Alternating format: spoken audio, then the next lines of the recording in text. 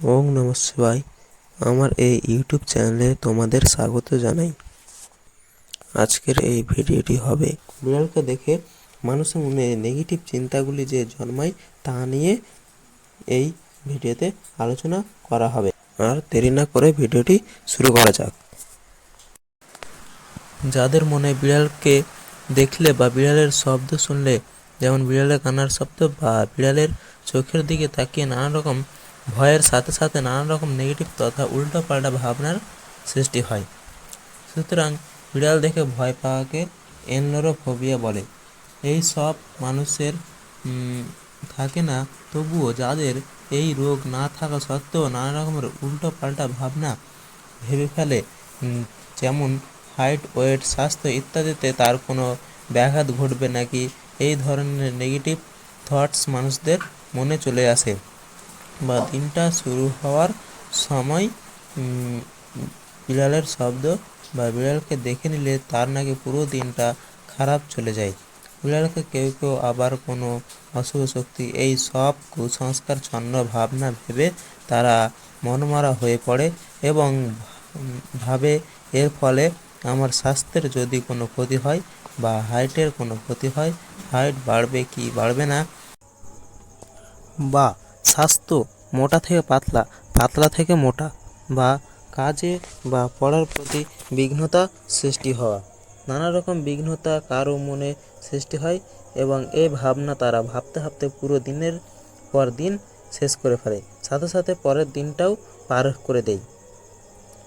এবং এই ভাবনার সাথে সাথে তারা নিজের হাইট, ওয়েট মেপে দেখে এবং তার মনে হয় যে সত্যি হাইট কমে গেছে, যার জন্য বিষয়টা আরও গভীর হয়ে পড়ে।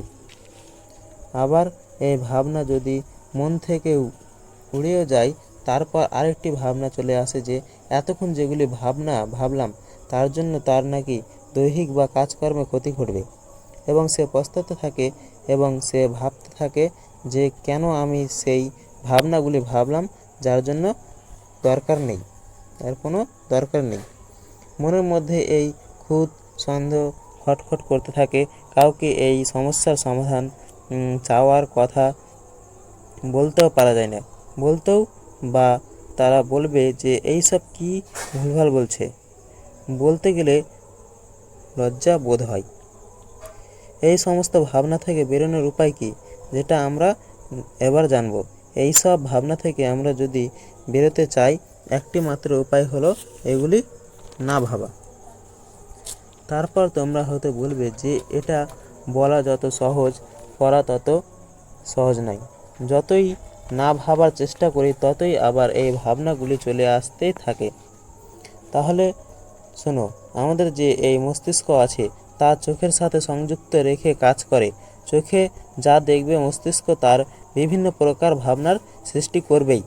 চোখের কাজ হলো দেখা, আর মস্তিষ্কের কাজ হলো তা থেকে কি, কেমন, কী জন্য ইত্যাদি ভাবনা অটোমেটিক ভাবতে শুরু করে। কানে শুনলেও তাই। এই ভাবনা শুধু তার ব্রেন এর মধ্যে, ব্রেন এই ভাবনাগুলি ভাববে। অন্য কেউ তো জানবে না যে তোমার কোনো ক্ষতি করবে, বা কেউ জানতেও পারবে না, অথবা বিড়াল তো জানতেই পারবে না যে তুমি ভয় পেয়েছো বলে তোমার কোনো ক্ষতি করে দিতে পারবে।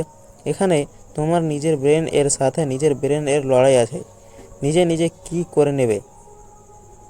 যেমন জলের কি করে নেবে। বিড়াল একটা প্রাণী, বিড়ালের প্রাণ আছে, তোমারও প্রাণ আছে। এই পৃথিবীতে সবার বাঁচার অধিকার আছে, কেউ অশুভ বা শুভ নয়।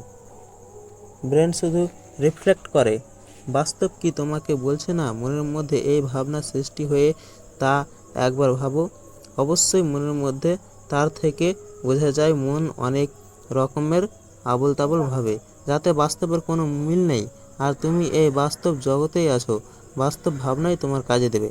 সুতরাং মস্তিষ্ক বা অবাস্তব ভাবছে ভাবুক, তোমার তাতে কোনো কিছু করার নেই। আর মস্তিষ্কের ভাবনা আমার কোনো কিছু করতে পারবে না।